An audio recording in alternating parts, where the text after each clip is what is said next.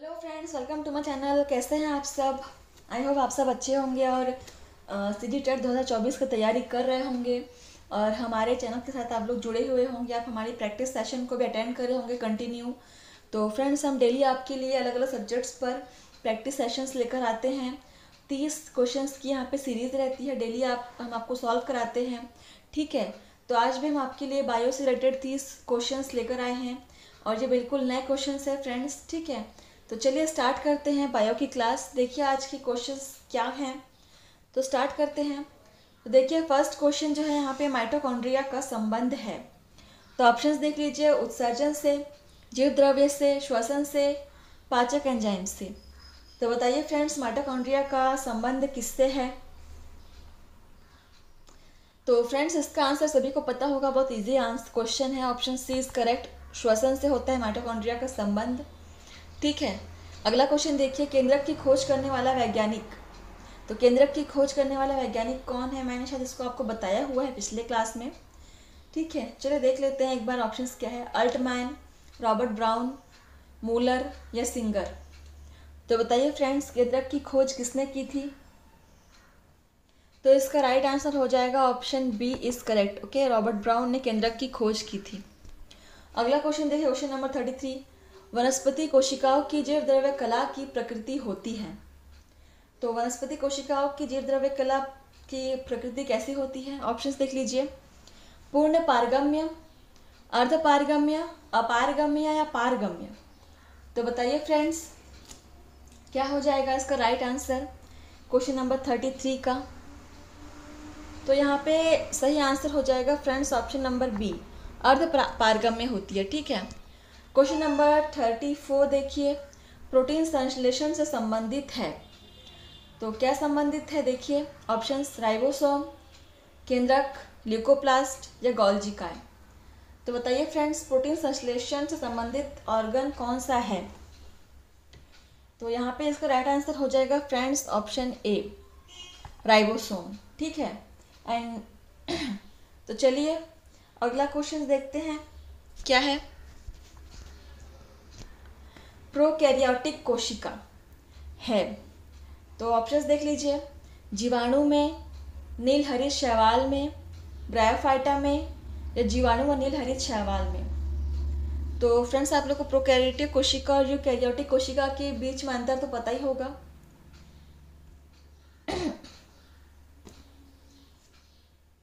Prokaryotic कोशिका ऐसे कोशिका को कहा जाता है जो प्राचीन काल में थे, जो यूनिसेलुलर होते थे और उनमें ज़्यादातर जो कोशिका ऑर्गन्स होते हैं, ठीक है, वो एब्सेंट होते हैं। उनमें न्यूक्लियर मेम्ब्रेन भी एब्सेंट होता है और बाकी जैसे बहुत सारे ऑर्गन्स होते हैं कोशिका के, वो सारी चीज़ें नहीं होते हैं उसमें। ठीक है, और यूकैरियोटिक कोशिका जो अभी मॉडर्न जो कोशिका है वो सारी यूकैरियोटिक के अंतर्गत आते हैं। इसमें जो कोशिकाएं होती है वो मल्टी सेलुलर होती है। ठीक है, और इसमें बहुत सारे कोशिका अंगक भी पाए जाते हैं और प्लस इसमें न्यूक्लियस में आपको चारों तरफ एक न्यूक्लियस मेम्ब्रेन भी आपको मिल जाएगी और ये न्यूक्लियस मेम्ब्रेन जो है वो प्रोकैरियोटिक कोशिका में एब्सेंट रहती है। तो चलिए देखते हैं इसका आंसर क्या हो जाएगा। प्रोकैरियोटिक कोशिका है वो उसका आंसर हो जाएगा ऑप्शन डी, जीवाणु व नील हरित शैवाल में। ठीक है, चलिए अगला क्वेश्चन देखते हैं हम। सबसे अधिक हरित लवक पाए जाते हैं। तो ऑप्शंस देखिए, पैलिसेड पैरेन्काइमा उत्तक में, स्पंजी पैरेन्काइमा उत्तक में, दृढ़ कोशिका में या रंध्री कोशिका में। तो बताइए फ्रेंड्स, सबसे अधिक हरित लवक कहाँ पाए जाते हैं? तो फ्रेंड्स इसका सही आंसर हो जाएगा पैलिसेड पैरेन्काइमा उत्तक में। ठीक है, अगला क्वेश्चन देखिए, कोशिकाओं के विभिन्न कार्यों के लिए कोशिका के अंदर ऊर्जा का निर्माण जिसके द्वारा होता है वह है। तो ऑप्शंस है, केंद्रक, केंद्रिका, हरित लवक, माइटोकॉन्ड्रिया। ठीक है, तो यहाँ पे फ्रेंड्स दो क्वेश्चन बन रहे हैं। आपने सुना होगा कोशिका के ऊर्जा घर किसे कहा जाता है? Power house. तो जो कोशिका का जो पावर हाउस होता है वही यहाँ पे इसका सही आंसर हो जाएगा। तो गैस कीजिए, कोशिका का पावर हाउस किसे कहा जाता है? ऑफ कोर्स माइटोकॉन्ड्रिया को। तो यहाँ पे करेक्ट आंसर होगा माइटोकॉन्ड्रिया, ऑप्शन डी। माइटोकॉन्ड्रिया को ही कोशिका का ऊर्जा गृह या पावर हाउस कहा जाता है। ठीक है, यहीं से कोशिका को ऊर्जा मिलती है। अगला क्वेश्चन देखिए, जंतु कोशिका में नहीं पाया जाता। तो जंतु कोशिका में क्या नहीं पाया जाता, ऑप्शन देख लीजिए, सेंट्रोसोम, माइटोकॉन्ड्रिया, प्लाज्मा मेम्ब्रेन या सेलुलोज। तो बताइए फ्रेंड्स, एक जंतु कोशिका में क्या नहीं पाया जाएगा? सेंट्रोसोम भी पाया जाता है, माइटोकॉन्ड्रिया भी पाया जाता है, प्लाज्मा मेम्ब्रेन तो पाया जाता ही है, बहुत इंपॉर्टेंट है, लेकिन सेलुलोज जो है वो एनिमल सेल में नहीं पाया जाता फ्रेंड्स, ये ओनली प्लांट सेल में पाया जाता है। ठीक है, अगला क्वेश्चन देख लीजिए, प्रकाश संश्लेषण होता है, ऑप्शंस है राइबोसोम में, अंतःप्रद्रव्य जालिका में, माइटोकॉन्ड्रिया में या हरित लवक में। तो बताइए फ्रेंड्स, प्रकाश संश्लेषण कहाँ होता है? तो सबसे पहले आप ये जान लीजिए कि प्रकाश संश्लेषण किन में होता है, एनिमल सेल में या प्लांट सेल में। ऑब्वियस सी बात है, प्रकाश संश्लेषण की क्रिया प्लांट सेल में होती है, और अगर प्लांट सेल में होती है तो प्लांट सेल में ऐसी कौन सी चीज़ है जो एनिमल सेल में नहीं पाई जाती? ऑब्वियस सी बात है, हरित लवक, क्लोरोप्लास्ट। ठीक है, यहाँ पे जो राइट आंसर होगा वो हरित लवक हो जाएगा फ्रेंड्स। ठीक है, अगला क्वेश्चन देखिए, राइबोसोम का कार्य है, ऑप्शन है श्वसन, प्रोटीन संश्लेषण, प्रकाश संश्लेषण या कोशिका विभाजन। तो बताइए फ्रेंड्स, राइबोसोम का क्या कार्य है? तो फ्रेंड्स, इसका सही आंसर क्या हो जाएगा? तो right answer is option B, protein संश्लेषण होता है राइबोसोम का कार्य। नेक्स्ट क्वेश्चन देखिए, जीव द्रव्य होता है, ऑप्शंस है एक आयनिक घोल, एक विलयन, एक सामान्य द्रव या एक कोलाइडल घोल। तो बताइए फ्रेंड्स, जीव द्रव्य क्या होता है? तो इसका सही आंसर हो जाएगा फ्रेंड्स एक कोलाइडल घोल। जीव द्रव्य एक कोलाइडल सॉल्यूशन होता है। ठीक है, नेक्स्ट क्वेश्चन देखिए, रिक्तिका जिस झिल्ली से घिरी होती है उसे कहते हैं, ऑप्शन है प्लाज्मा झिल्ली, टोनोप्लास्ट, केंद्रकीय झिल्ली या कोशिका झिल्ली। तो बताइए फ्रेंड्स, क्या होगा आंसर?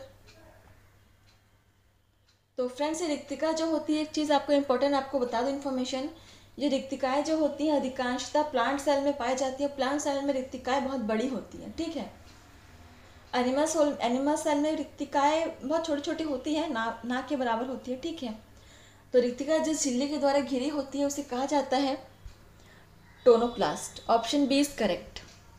ठीक है, अगला क्वेश्चन देखिए, निम्न में से किस जीव की कोशिका में तारक काय होता है? तो ऑप्शंस है प्याज, आलू, बैंगन, मेंढक। तो बताइए फ्रेंड्स, तारक काय किस जीव की कोशिका में पाया जाता है? तो ये तो बहुत इजी है, आप लोग को देखते ही समझ में आ जा रहा होगा इसका आंसर क्या होगा। तो इसका सही आंसर है फ्रेंड्स ऑप्शन डी, मेंढक।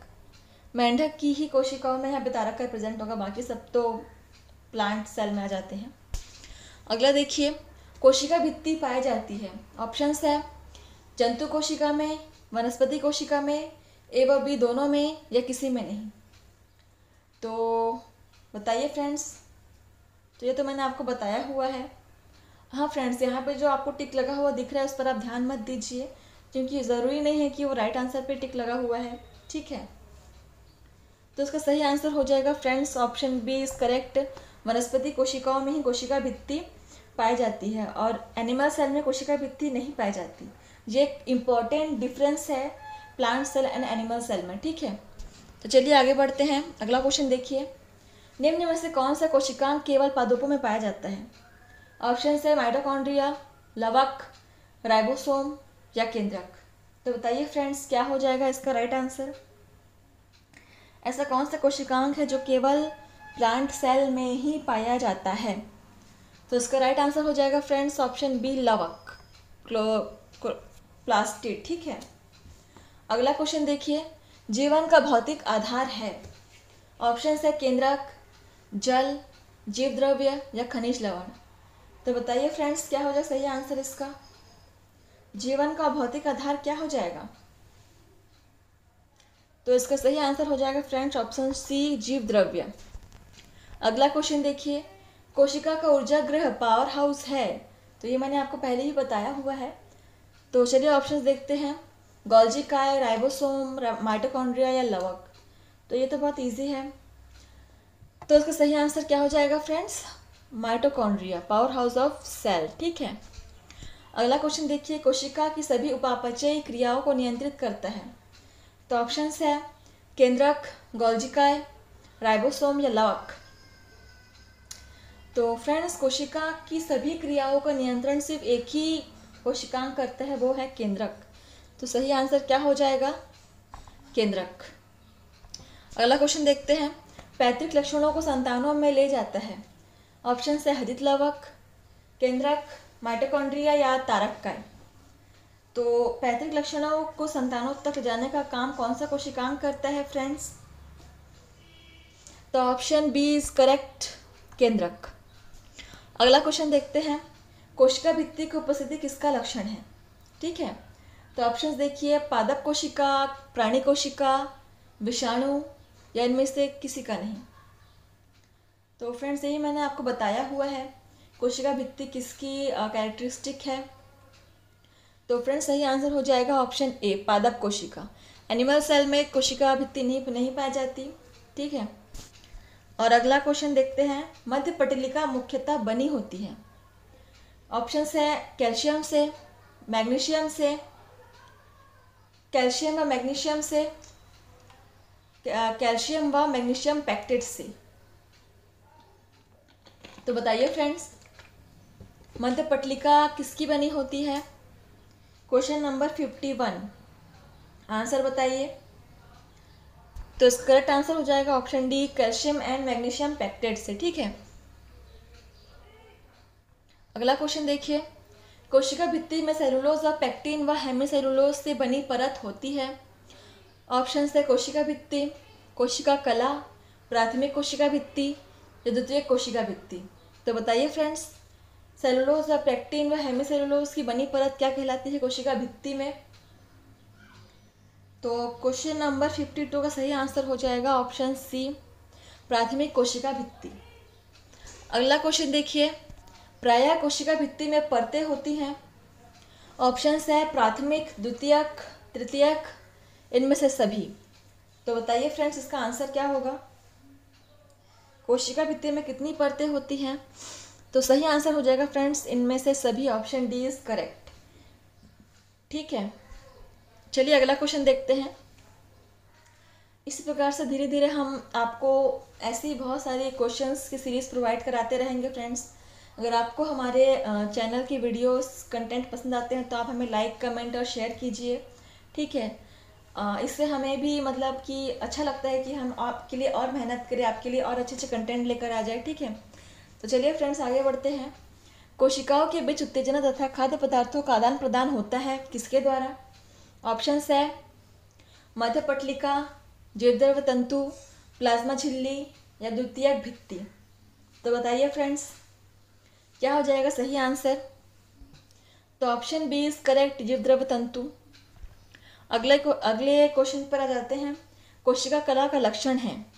ऑप्शंस है पारगम्यता, चयनात्मकता, चयनात्मक पारगम्यता या अपारगम्यता। तो बताइए फ्रेंड्स, क्या हो जाएगा इसका सही आंसर? तो friends, correct answer is option C, चयनात्मक पारगम्यता।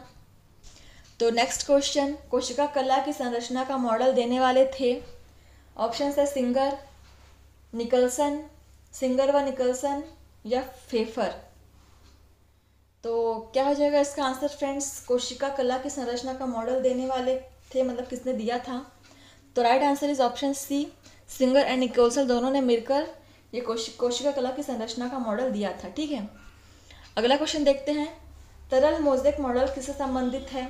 तो ऑप्शंस है कोशिका भित्ति, कोशिका कला, प्लाज्मोडेस्माटा, समाकल प्रोटीन। तो बताइए फ्रेंड्स, तरल मोज़ेक मॉडल यानी फ्लूइड मोज़ेक मॉडल किससे रिलेटेड है? तो क्वेश्चन नंबर 57 का राइट आंसर हो जाएगा ऑप्शन नंबर बी, कोशिका कला।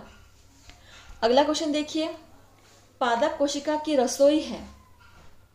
ठीक है, पादप कोशिका की रसोई होनी सेल का किचन किसे कहा जाता है? तो ऑप्शंस देख लीजिए, माइटोकॉन्ड्रिया, राइबोसोम, क्लोरोप्लास्ट या गोल्जिकाय।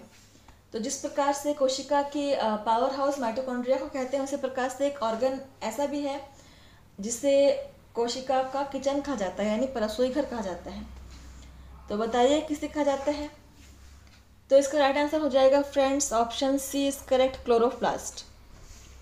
जीव द्रव्य में जल का प्रतिशतता होता है, तो ऑप्शन देख लीजिए, ठीक है। 15 से 25%, 25 से 45%, 45 से 50% या 75 से 85%। तो जीव द्रव्य में जल का प्रतिशत कितना होगा फ्रेंड्स, बताइए। तो इसका राइट आंसर हो जाएगा ऑप्शन डी, 75 से 85%। अगला क्वेश्चन देखिए। तो ये हमारा लास्ट क्वेश्चन है आज के प्रैक्टिस सेट का। इसके साथ ही आपके 30 क्वेश्चन कंप्लीट हो जाएंगे। तो देखिए क्या क्वेश्चन है। केंद्रिक संगठन है। ऑप्शन है प्राथमिक संकीर्णन, द्वितीयक संकीर्णन, टीलोमियर या इनमें से कोई नहीं। तो बताइए फ्रेंड्स क्या हो जाएगा इसका आंसर। तो फ्रेंड्स राइट आंसर होगा ऑप्शन बी, द्वितीयक संकीर्णन, ठीक है। तो फ्रेंड्स इसी के साथ आपके जो 30 क्वेश्चन की सीरीज़ है वो समाप्त होती है। तो फ्रेंड्स इस तरह से हम आपके लिए और भी नए नए और इम्पोर्टेंट क्वेश्चन के सीरीज़ लेकर आते रहेंगे। आप हमारे साथ बने रहिए। अगर आप CGTET 2024 को आप क्वालिफाइड करना चाहते हैं तो आप बिल्कुल ये सेशन आपके लिए बहुत हेल्पफुल होगी फ्रेंड्स, ठीक है। अगर आप चाहें तो हमारे चैनल पर जाकर के आप प्लेलिस्ट पे जाकर सर्च करके आप देख सकते हैं। वहाँ पे और भी अलग अलग सब्जेक्ट्स के आपको प्रैक्टिस सेट्स मिल जाएंगे, उन्हें भी आप कर सकते हैं। और ये डेली आपको मिल जाते रहेंगे, तो आप डेली आप अपना प्रैक्टिस कर सकते हैं। तो फ्रेंड्स इसी प्रकार से हमारे साथ बने रहिए और हमें इस तरह से बने रहने से हमें प्रोत्साहन मिलता है कि हम और आपके लिए मेहनत करें, ठीक है। तो चलिए फ्रेंड्स आज के लिए बस इतना ही। मिलेंगे अगले प्रैक्टिस सेट में नए क्वेश्चंस के साथ आपके साथ, ठीक है। तो चलिए फ्रेंड्स, थैंक यू।